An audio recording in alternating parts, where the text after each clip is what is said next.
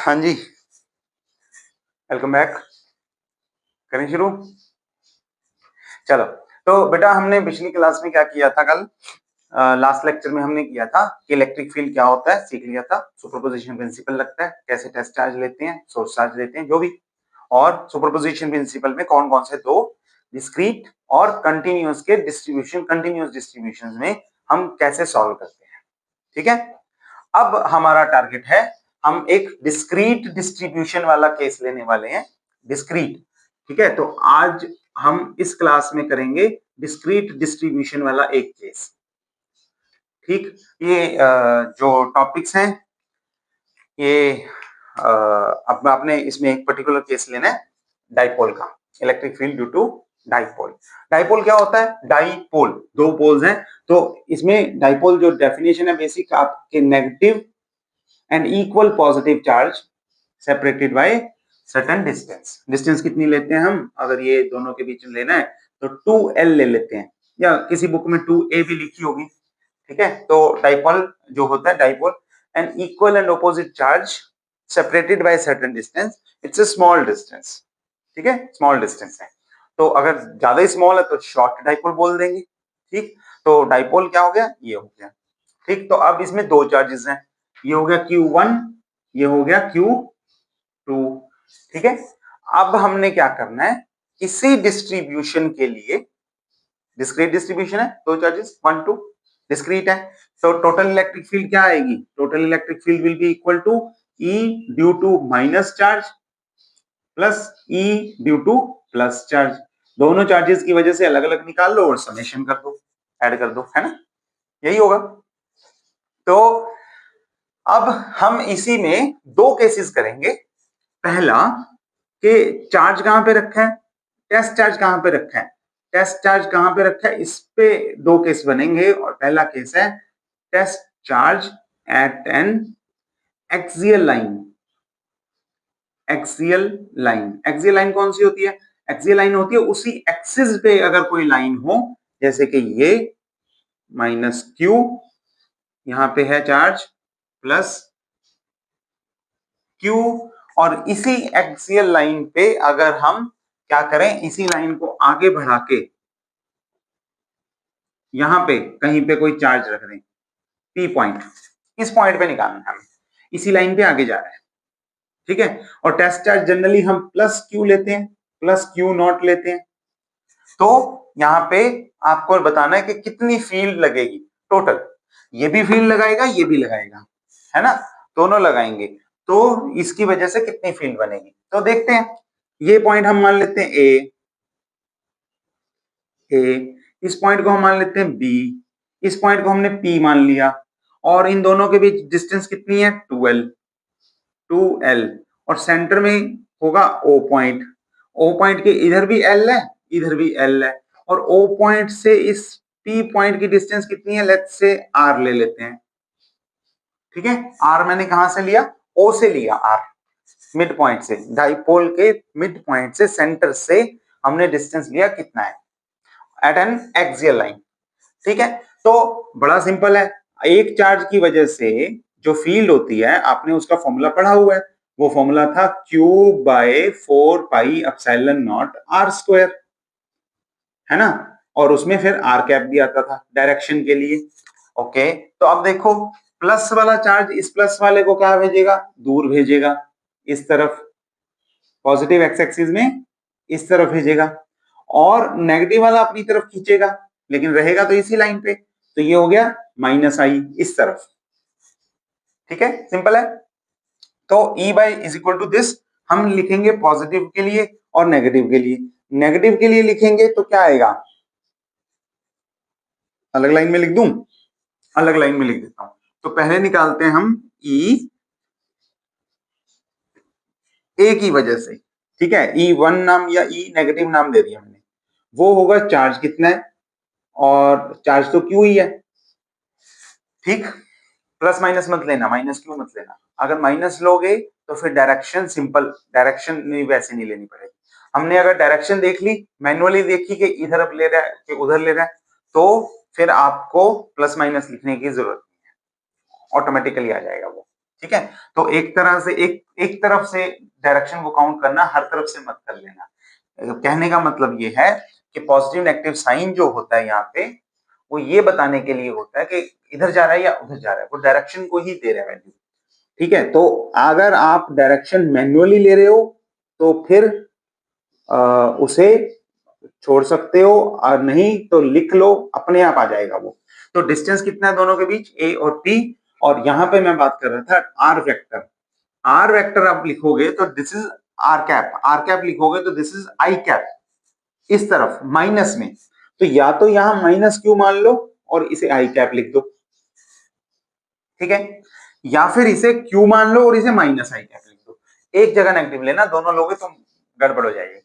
Okay, तो ये हो गया माइनस आई की तरफ। और अगर प्लस ले लेंगे, प्लस प्लस लेंगे तो कितनी इलेक्ट्रिक फील्ड आएगी, अब आपको पता है ये होगा दिस, और वो रिपेल कर रहा है उधर को, तो ये होगा, चार्ज तो सेम है Q, और वैल्यू भी सेम है 4 पाई एप्सिलॉन नॉट, और इन दोनों के बीच का डिफरेंस कितना है, BP स्क्वायर।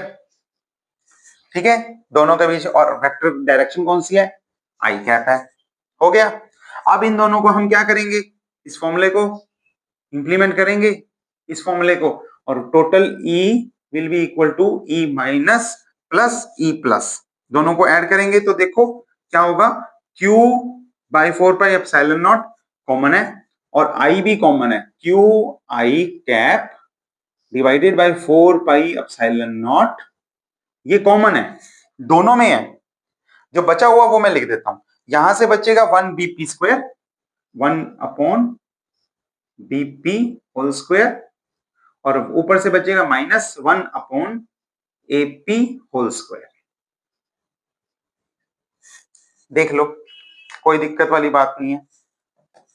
ओके, और BP कितना है, B और P, तो यहां तक ये डिस्टेंस है R, ये वाला डिस्टेंस है L, तो इसमें से ये वाला माइनस कर दोगे तो ये बच जाएगा, that is R minus L square. तो मैं यही लिखता हूं, नहीं अगली लाइन में लिखूंगा, QI by 4 pi epsilon naught, और ये हो जाएगा, हाँ, Q by 4 pi epsilon naught, और ये हो जाएगा 1 अपॉन R माइनस L का whole square minus 1 upon R plus L का होल स्क्वायर। ठीक है, अब सिंपल मैथमेटिक्स रह गया, सिंपल इसे कैलकुलेट करना है अपने, और कुछ नहीं है, बाहर वाली टर्म सेम, अंदर क्या होगा, LCM R minus L into R plus L, और दोनों का होल स्क्वायर है, और यहां पे हो जाएगा R प्लस L का होल स्क्वायर माइनस, यहां हो जाएगा R माइनस L का होल स्क्वायर। ठीक है, सिंपल है। तो यहाँ a plus B whole square is A square plus B square plus 2ab, a square plus B square minus 2ab, ये इस तरफ आएगा, माइनस बीच में है, ए स्क्वायर से ए स्क्वायर कैंसिल, बी स्क्वायर से बी स्क्वायर कैंसिल, 2ab और minus minus 2ab will become plus. ठीक है, सिंपल कैलकुलेशन है, कोई टिपिकल काम नहीं है। तो ये वाला टर्म एक बार फिर से लिख देता हूं, और यहाँ a plus B whole square, A minus B whole square, and A square A minus B into A plus B, इसका फॉर्मूला लगाऊंगा, तो ये A square plus B square cut जाएंगे, और ये आ जाएगा 2ab यहां से, 2ab यहां से, यानी कि 4ab, यानी कि 4RL यहां से आ जाएगा, और यहाँ पे क्या आएगा, a minus B into A plus B, that is A square minus B square, तो ये हो जाएगा R square minus L square का whole square. Is it okay, खत्म बात, ये आपका रिजल्ट है। डाइपोल मोमेंट एक्सियल पॉइंट पे कितना आएगा, इतना आएगा, तो मैं sorry, electric field axial point पे कितना आएगा, वो आएगा एक्सियल पॉइंट पे Q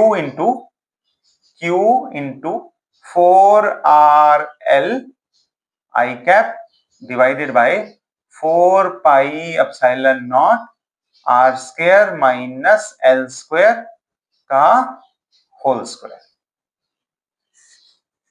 चेक करो,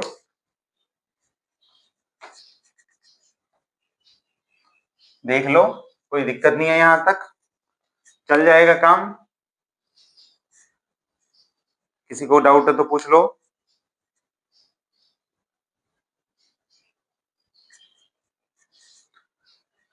बढ़े आगे। ओके, तो अब आपने एक और चीज सीखनी है, एक और चीज है, आपको पता है कि ये जो दो चार्जेस हमने बनाए हैं माइनस क्यू प्लस क्यू और ये इनके बीच का डिस्टेंस 2l, तो एक डाइपोल मोमेंट नाम की टर्म होती है, पी से लिखते हैं, स्मॉल पी से लिख देते हैं, is equal to dipole moment, और वो होती है चार्ज मल्टीप्लाइड विद डिस्टेंस। और इसकी डायरेक्शन क्या होती है? इसकी डायरेक्शन होती है from negative to positive, right? Negative to positive ऐसे लेते हैं, यही होती है ना? तो इसकी डायरेक्शन क्या हुई? यहाँ पे क्या हुई? आई कैप लिया है तो यहाँ पे हो गई आई कैप, ये पढ़ा हुआ है आपने, ठीक है? वैसे डाइपोल मोमेंट मैं आपको बताऊं, डाइपोल मोमेंट होता है charge multiplied with its position vector, charge multiplied with its position vector, ये होता है, ठीक है? तो यहाँ पे क्यों? क्योंकि अगर मान लो मैं यहाँ पे ओरिजिन ले लूं, ये ऐसे ले लूं और इसे देखूं, तो डाइपोल मोमेंट जो माइनस क्यू चार्ज का आएगा, अकेले चार्ज का भी डाइपोल मोमेंट हो सकता है, वो होगा माइनस क्यू और पोजीशन वेक्टर ऑफ माइनस। लेकिन अगर चार्ज अकेला ही होगा, अगर चार्ज अकेला ही होगा तो हम क्या कर सकते हैं? उसी पे ओरिजिन मान सकते हैं, तो फिर अकेले चार्ज का डाइपोल मोमेंट का कोई मीनिंग नहीं रह जाता, इसलिए हम लेते नहीं है, उसके लिए सिर्फ मोनोपोल है। जब चार्जेस दो होंगे तो आप किसी को भी एक को पोजीशन वेक्टर ले सकते हो, लेकिन अगले का ऐड करोगे आप, माइनस क्यू चार्ज के लिए माइनस क्यू के पोजीशन वेक्टर से मल्टीप्लाई, प्लस एक और चार्ज है प्लस क्यू और उसका पोजीशन वेक्टर आर प्लस मान लिया।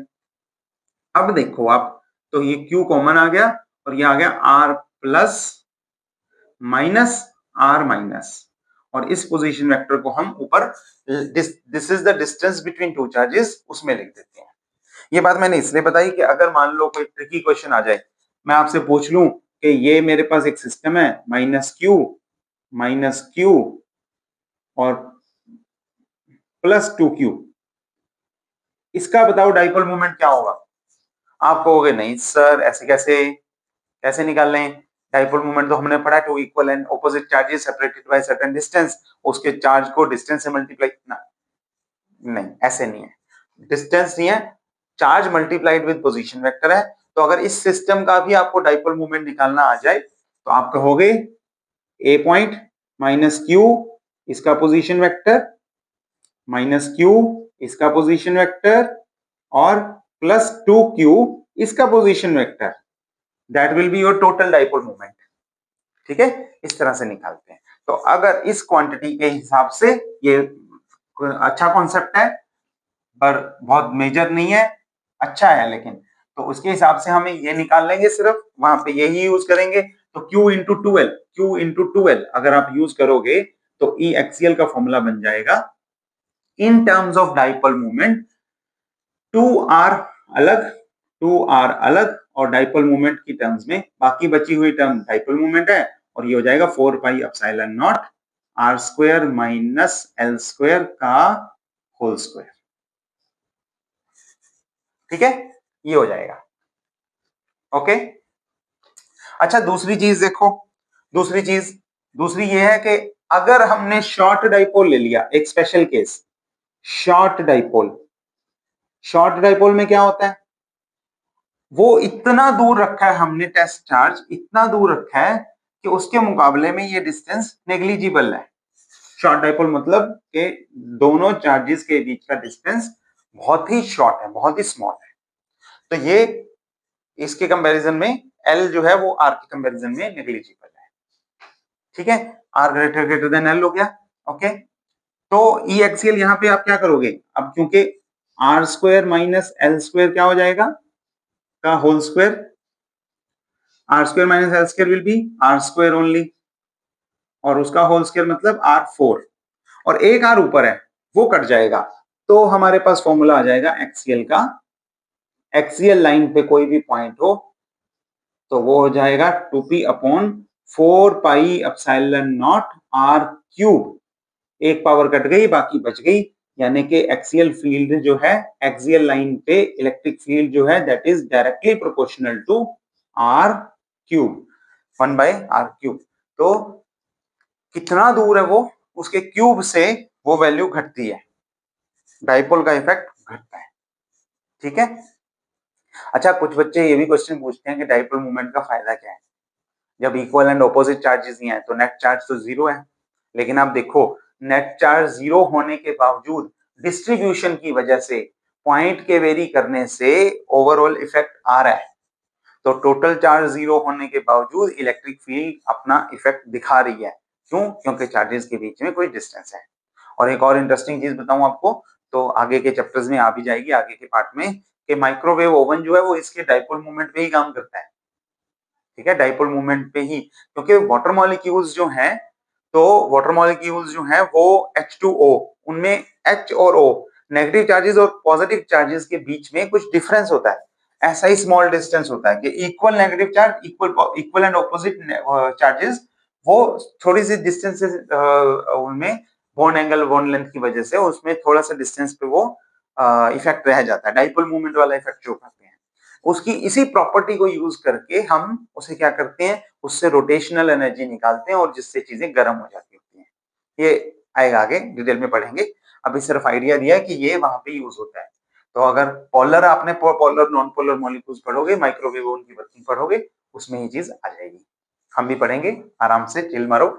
लेकिन फिलहाल डाइपोल मूवमेंट का फायदा है, equal and opposite charges, net charge zero है चाहे, लेकिन उसका बेनिफिट है, उनका डिस्ट्रीब्यूशन मैटर करता है। ओके, तो यहाँ पे हमारा एक्सेल वाला पार्ट कंप्लीट हो गया। अब अगला हमारा पार्ट है, मैं इसी में चेंजेस करके दिखाऊंगा, ठीक है, ताकि बार बार ना लिखना पड़े और आपको समझ में और ज्यादा क्लैरिटी से आए कि अब हमने पॉइंट लेना है एट एन इक्वेटोरियल लाइन। अब हमने लेना है कि एक्सियल ले लिया, अब हमने लेना है इक्वेटोरियल। इक्वेटोरियल के स्पेलिंग देख लेना, ठीक है। अब इक्वेटोरियल लाइन लेनी है, तो इक्वेटोरियल कौन सी होती है, जो परपेंडिकुलर हो उसके। तो ये वाला डिस्टेंस जो है, यहां से हम पी पॉइंट इधर नहीं मानेंगे, आई कैप में नहीं मानेंगे, हम क्या लेंगे, हम उसे वाई एक्सिस में लेंगे। अब यहाँ पे दोबारा बनाऊं, नहीं दोबारा नहीं बनाऊंगा, ओके, तो मैं ऊपर से डिलीट कर देता हूँ। डिस्ट्रीब्यूशन डिस्क्रीट ही है, चार्ज बस इक्वेटोरियल लाइन पे है, इतना ही फर्क रखा हमने, बाकी सब सेम है। ओके, तो यहाँ पे हम लेंगे इक्वेटोरियल लाइन।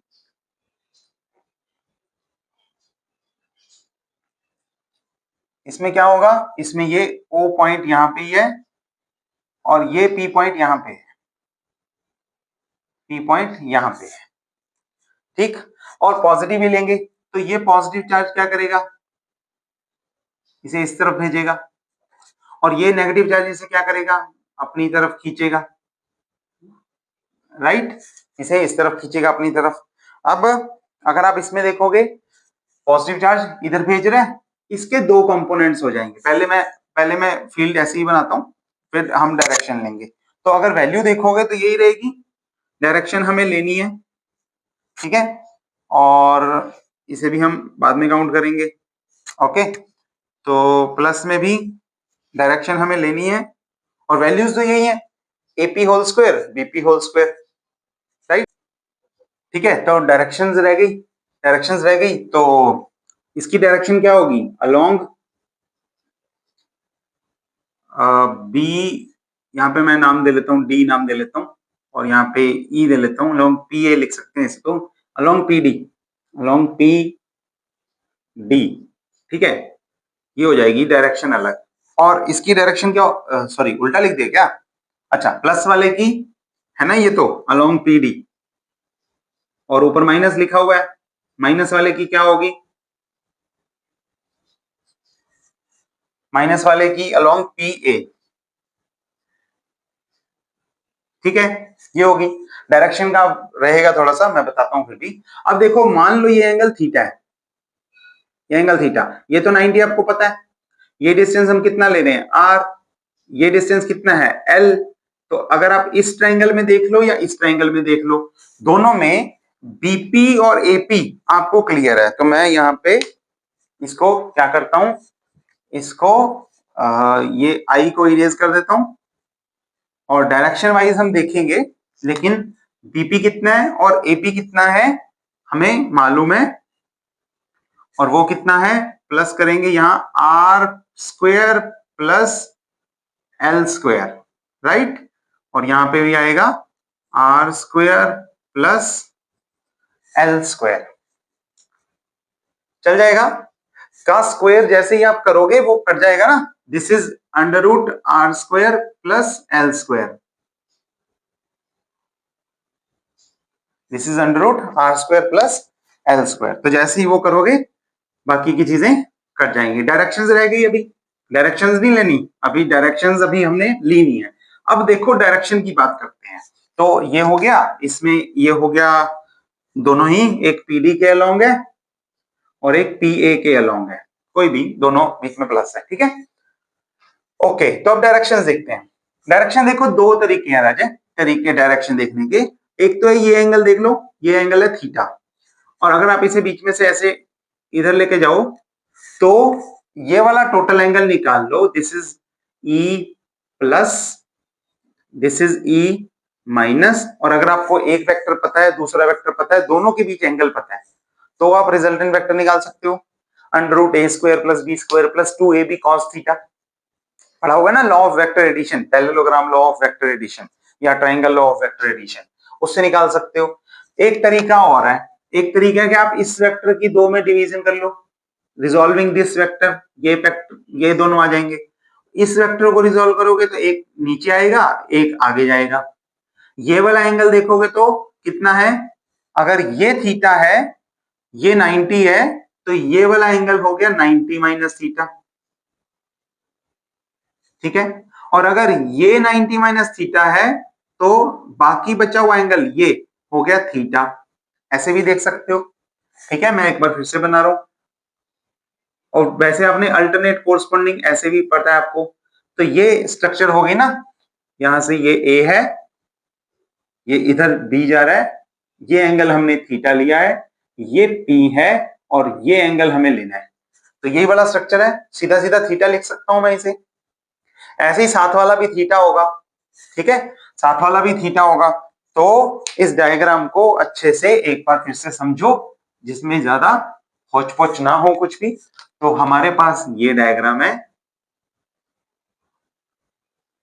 ठीक है, इसमें एक फील्ड ऐसे जा रही है E प्लस, एक फील्ड ऐसे आ रही है E माइनस, और ये परपेंडिकुलर हमने ये लाइन बना ली, तो हमारे पास केस आ गया। एक तरीके से बता रहा हूं, ये वाला दोनों के बीच में एंगल आ गया 2 थीटा, क्योंकि ये थीटा है। तो हमारे पास अगर हम पैरेललोग्राम वगैरह लगाएंगे तो हमारे पास टोटल इलेक्ट्रिक फील्ड आ जाएगी सीधा सीधा E प्लस की फील्ड का स्क्वायर प्लस E माइनस की फील्ड का square plus 2E plus into E minus cos theta. Cos कितना, थीटा कितना, कॉस 2 थीटा। ये हमारे पास फील्ड आ जाएगी, ठीक हो गया। एक तो तरीका ये है, E प्लस कितना हमें पता है, E माइनस कितना हमें पता है। अब डायरेक्शन लेने की जरूरत नहीं है क्योंकि हमने दोनों के बीच में एंगल ले लिया, दोनों इक्वल है, E प्लस और E माइनस किसके इक्वल है, Q by 4 pi epsilon naught R square plus L square के। ओके ओके, तो दूसरा तरीका देखते हैं। दूसरा तरीका मैंने बताया कि इसको ऊपर वाले कंपोनेंट में तोड़ लो, नीचे वाले कंपोनेंट में तोड़ लो। ये एंगल थीटा है तो ये फैक्टर हो गया कॉस थीटा, ये फैक्टर हो गया साइन थीटा, और इसको भी ऐसे ही ऊपर वाले में और नीचे वाले में तोड़ लो, मतलब हॉरिजॉन्टल वर्टिकल। अब ये एंगल है अगर थीटा तो ये हो गया कॉस थीटा और ये हो गया साइन थीटा, ठीक है। और साइन थीटा से साइन थीटा कट जाएगा क्योंकि एक नीचे है एक ऊपर है, दोनों की वैल्यू इक्वल है। तो बचेगा क्या, E प्लस का भी cos theta component, E plus cos theta, और यहां से बचेगा E माइनस कॉस थीटा, दोनों मिलके क्या हो जाएंगे, E plus cos theta E minus cos theta मिलके क्या बना देंगे आपको, आपको दे देंगे total E cos theta 2E, और एनी वेक्टर प्लस लगा लो चाहे कॉस थीटा। क्यों, क्योंकि E plus is equal to E minus magnitude में, और दोनों के दोनों कितने हैं, Q by 4 pi epsilon naught R square plus L square, इसके इक्वल है दोनों। चलेगा? अगर होच पोच हो गया लेट मी रिकैपिटुलेट। देखो क्या करना है, दो वेक्टर्स लेने हैं, दो चार्जेस लेने हैं, एक यहाँ पे एक यहाँ पे, यहाँ पे फील्ड रखा, इसकी वजह से कितना फील्ड जा रहा है, इसकी वजह से कितना फील्ड जा रहा है। यहां तक तो बिल्कुल बेसिक काम था, बच्चों वाला काम था। उसके बाद पहली डिफिकल्ट चीज आती है कि दोनों के बीच का एंगल निकालना। तो हमने एक एंगल मान लिया और दोनों के बीच एंगल, अलग अलग एंगल्स निकाल लिए। ये भी थीटा है, ये भी थीटा है, टोटल 2 थीटा है। अब मैंने बताए दो तरीके, दो तरीके में एक तरीका ये है कि आप लगाओ सीधा पैरेललोग्राम लो, दोनों के बीच का एंगल भरो, दोनों की वैल्यू बराबर है तो ये भी E square plus 2 E square cos 2 theta, 1 plus cos 2 theta का फॉर्मूला लगाओगे, that will be 2 cos square theta. ठीक है, तो वो लगा के आ जाएगा 2 ई कॉस थीटा। या फिर आप खुद उसके रेजोल्यूशन कर लो कंपोनेंट्स की, और इसके भी दो कंपोनेंट बनेंगे, एक ऊपर जाएगा एक पीछे आएगा, नीचे वाले के भी दो कंपोनेंट बनेंगे, एक पीछे आएगा माइनस एक्स में और एक नीचे जाएगा। ऊपर और नीचे वाले कंपोनेंट कैंसिल हो जाएंगे और इधर वाले प्लस हो जाएंगे और आंसर आ जाएगा 2e plus cos theta. Direction क्या है इसकी, डायरेक्शन है माइनस आई, माइनस आई वापस आ रहा है। ठीक है, उसमें डायरेक्शन कैसे निकालोगे, इसमें डायरेक्शन निकालोगे फॉर्मूला लगा के b sine theta upon a plus b cos theta. ये फॉर्मूला आपने छोटे होते पढ़ा हुआ है, वेक्टर्स चैप्टर में आराम से डिटेल में आया है। दो तरीके बताए हैं, जो मर्जी लगा लेना कंसिस्टेंटली। ठीक है, फाइनली हमारा जो रिजल्ट आया टोटल इलेक्ट्रिक फील्ड का, वो आया 2e प्लस या माइनस जो भी लो, सेम है दोनों, कॉस थीटा आई कैप माइनस में, माइनस। ठीक है, और ई कितना है, ई प्लस या ई माइनस इसके इक्वल है, वो भी हम लिख देते हैं, यहां पे ई लिख देते हैं, वो आ गया 2q 4 pi epsilon naught R square plus L square. ठीक है, चलेगा, हो जाएगा, कोई दिक्कत वाली बात नहीं है। ओके, तो यहां तक हम पहुंच गए, यहां तक हम पहुंच गए। अब एक चीज रह गई, थीटा हमने अपनी तरफ से माना है, हमें पता तो है नहीं, तो थीटा को भी इलिमिनेट करना है, ऐसे नहीं लेना। और वो इलिमिनेट करना बड़ा आसान है, आप नीचे वाली ट्रायंगल ले लो, कोई भी राइट एंगल ट्रायंगल ले लो, कॉस थीटा की वैल्यू निकल जाएगी। कितना आएगा कॉस थीटा, कॉस थीटा आ जाएगा base upon hypotenuse, base is L, और मैं पहले एंगल लिख देता हूं या वैल्यू लिख देता हूं, ओ ए ले सकते हो या ओ बी ले सकते हो, डिवाइडेड बाय क्या हो जाएगा, ये वाली लाइन यानी कि ए पी, यानी कि ये हो जाएगा L divided by under root of R square plus L square. ठीक है, अब इस फॉर्मूले में फिर से एडिशन, देखो ये क्या बन जाएगा, अगर मैं इसे लिख दूंगा, ये वाली वैल्यू कॉस थीटा की यहां पे पुट करूंगा, तो क्या बनेगा, देखें, ये बनेगा, माइनस तो है ही है, क्यू मैं लिख रहा हूं यहां पे, इनटू 2 मैं अंदर लिख रहा हूं, और कॉस थीटा का ऊपर क्या है एल, यहां पे 2l लिख रहा हूं, आई कैप छोड़ दो, divided by 4 pi epsilon naught R square plus L square की पावर कितनी हो गई, 1 यहां पे है, हाफ यहां पे है, तो ये हो गई 3/2। आराम से होने वाला बेटा मैथमेटिक्स है, आराम से बिल्कुल प्यार से होने वाला, कोई मुश्किल काम नहीं है। This is your result for equatorial line. Check कर लो, किसी में कोई डाउट है तो पूछ लो।